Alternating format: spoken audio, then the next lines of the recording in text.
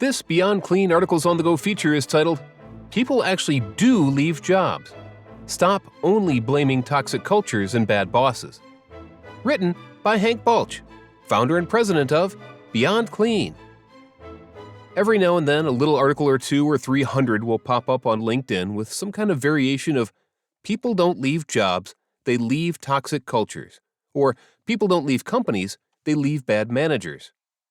If you've spent any time on this platform, you've probably seen it, and maybe even shared it. It's okay, I forgive you. One of the reasons for the viral nature of these articles is that we've all experienced the tremendously negative impact of a bad boss and/or a toxic workplace culture. So far, it's all true enough. People sometimes do leave because they can't stand their manager, or because they are tired of being ignored, belittled, and otherwise taken advantage of. But here's the deal, guys. It's simply untrue to say that people never leave jobs for any other reason, because, actually, they do. Even a winning culture with bosses who would do anything to see their people succeed can't overcome inherent shortcomings about certain jobs and industry scenarios that a simple cliché about toxic cultures can't explain. Our little niche of sterile processing is a prime example worth considering.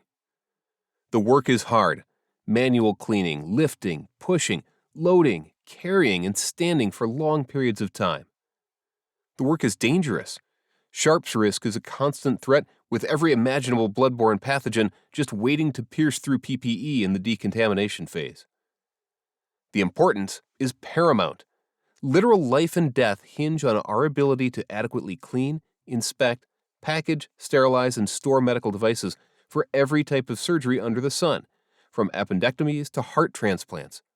One failure can have dire consequences. The pay is laughable. Considering the risks to employees and the value given to health systems, the inexcusably low pay scale typically can't even compete with local hardware stores or entry-level retail positions. Some barely hover above minimum wage. The career ladder is short and broken.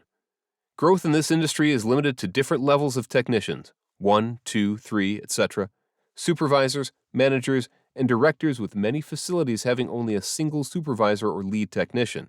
And even most of these leadership positions are paid below their hospital peers in the OR and supply chain. Considering all of this, we should not be surprised to see so many high-performing technicians simply decide to pull the plug on a career in sterile processing to go on to do something else.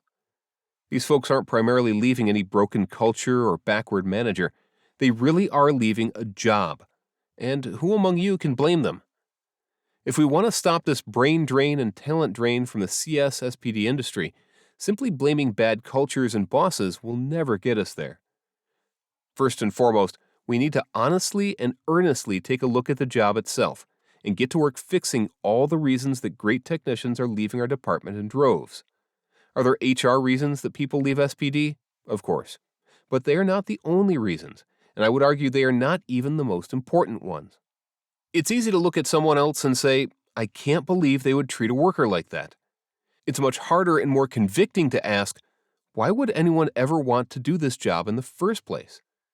Leaders in the sterile processing industry should be laboring each and every day to develop innovations and processes that make these jobs easier, safer, more efficient, better compensated, and positioned for growth.